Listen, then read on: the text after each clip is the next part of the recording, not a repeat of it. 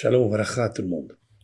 Je voudrais vous donner un secret du mot shofar qui correspond exactement à un psaume que nous lisons le jour de Rosh Hashanah. Vous savez, à un certain moment, nous vendons dans la synagogue, de partout, l'ouverture du Echal, de la Parnassa.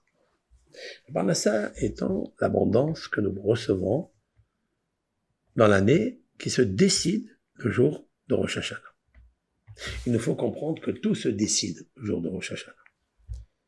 Même les poissons tremblent le jour de Rosh Hashanah, parce qu'on ne sait pas s'ils vont pas être attrapés dans les filets. Alors qu'est-ce qu'ils font? Ils prient à Dieu de ne pas être attrapés par les pêcheurs, par les filets. Qu'est-ce qui nous arrive aujourd'hui? Tout ce qui a été décidé à Rosh Hashanah. Dans la lecture du psaume 24, nous lisons ceci. Les David Mizmor, l'Adonai Haaretz Umloa, le cantique de David, à l'Éternel appartient toute la terre et ce qu'elle englobe, tout ce qu'il y a dans la terre. Tevel v'Yoshveba, et tout ce qui habite à l'intérieur. Ki hu al yamim yesada, car l'Éternel, il l'a placé, il l'a fondé sur les océans. Donc vous savez très bien que la terre, c'est un grand miracle d'ailleurs, elle repose sur l'eau. Et quand même, on arrive à marcher et la terre ne s'effondre pas. Normalement, logiquement, tous les êtres humains devaient se noyer parce que c'est l'eau qui tient la terre. Et ça, parce que Dieu, l'Éternel, a créé le monde. Le 25 Elul, il a créé l'homme. Le premier Tishrei, Rosh Hashanah, et il est le créateur. C'est pour ça qu'on dit, Hachem, tout appartient. La terre, ce qu'elle englobe, les êtres humains. Tu sais pourquoi? Car tu l'as fondé sur les océans. La terre, elle est dessus les océans et les fleuves. Quel est l'homme? Quelle est la personne qui va mériter de monter sur la montagne de Dieu et qui va rester dans le sanctuaire? C'est celui qui est propre dans ses paumes des mains et qui est dans un cœur nettoyé, propre, qu'il n'y a aucune rancœur, aucune vengeance, aucune colère. Il est dans la droiture totale. Tzedaka Meloïcha. Eh bien, qu'est-ce qu'il fait? Cet homme-là, il reçoit Issa Beracha, il va recevoir une bénédiction de Hachem, Tzedaka et la charité, mais Elohei Ishao, du Dieu qui le protège, qui le libère, le salut de Dieu. C'est incroyable. Voilà peut-être pourquoi à Rosh Hashanah, alors tous les disciples cherchent à recevoir cette bracha, cette bénédiction. Alors vous savez, dans des synagogues, elles montent très très très haut, bien sûr, pour survenir à tous les besoins de la communauté. D'accord? Il y a beaucoup de besoins, et donc, cette bénédiction, elle est extraordinaire. Elle amène la parnasse. Mais j'ai pas compris, en fait, pourquoi on amène ce psaume-là. Il y a le 24, il y a d'autres psaumes remplis de louanges que le roi David a adressées à Dieu, qu'il est le maître du ciel, de la terre, et que c'est Hachem qui donne tout. Pourquoi on l'a amené ici?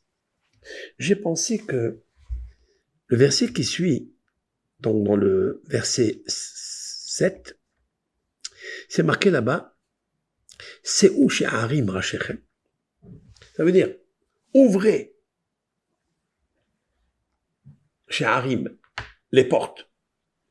Rachechem, ça veut dire la grandeur de ces portes.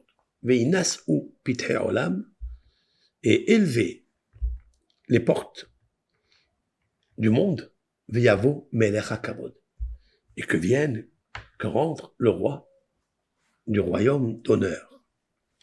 Ça, c'est intéressant, ça. Alors, c'est vrai que l'intronisation du roi, de l'honneur à Hachem, c'est Rosh Hashanah.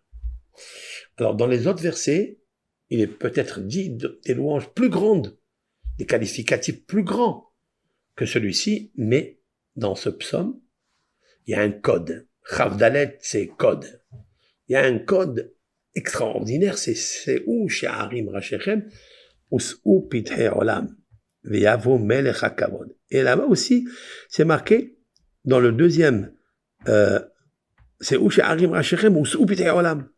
Il y a marqué 2 fois que vienne le roi et qu'on lui ouvre tous les portes, les cochères, et qu'il rentre.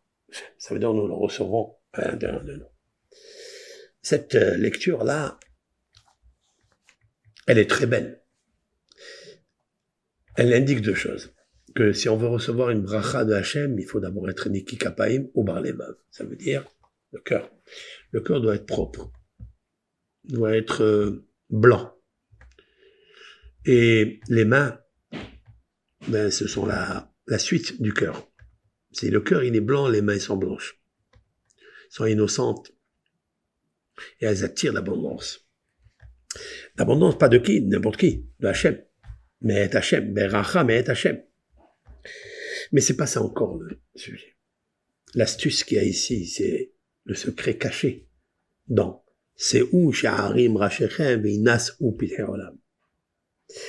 Dans les initiales, She'arim, Shin, Rashechem, Resh, Veinas ou Vav, Pithe, P, Shin, Vav, P, Resh, Shofar. En fait, l'intronisation du roi par le shofar. Le shofar, si tu me dis, mais comment je vais avoir un cœur blanc, un cœur propre, sobre, où il n'y a pas le veau d'or à l'intérieur, l'orgueil, eh ben, c'est très simple. Réfléchis bien à t'améliorer. Quand tu écoutes le shofar, c'est She'u She'arim Rashechem ou Pithe Olam. C'est lever l'Éternel vers l'honneur qu'il mérite. Et ça, c'est un gros travail. Si on veut recevoir la bracha de Hachem, c'est ça qu'il faut faire. Donc je reviens à cette petite capsule. À Rosh Hashanah, nous lisons le psaume 24. Dans ce psaume, il est dit que l'Éternel donne la bénédiction parce qu'il est le roi du monde, c'est à Rosh Hashanah. Et il est dit aussi une phrase dans le verset 7 et le verset 9. C'est où She'arim Rashechem, ou Pithe Olam Veyavo Melech HaKavod. Les initiales, c'est où She'arim Rashechem, ou Pithe Olam, Rachetevot, Shofar. Le shofar, pas seulement une corne avec laquelle on sonne. Non, c'est plus que ça. C'est où She'arim Rashechem, Veinas ou Pithe Olam, que toutes les portes du ciel s'ouvrent. J'ai toujours dit que shofar, valeur numérique 586, qui est identique à 2 mots, Sha'are Shamaim, les portes du ciel. C'est où Sha'arim Rashechem, ouvrez-vous les portes du ciel et déversez l'abondance. La plus grande abondance qu'on doit demander, c'est la paix à l'intérieur de soi. C'est que l'esprit tombe, ou bien on va dire se repose sur le cœur. Si on arrive à ça, tu connaîtras Dieu, tu transmettras à ton cœur. Ça veut dire que le cerveau avec lequel tu connais, il doit se reposer ici, dans le cœur. Qu'il n'y ait pas de guerre entre eux, pas de contradiction entre eux. Bracha, Be'atzlach.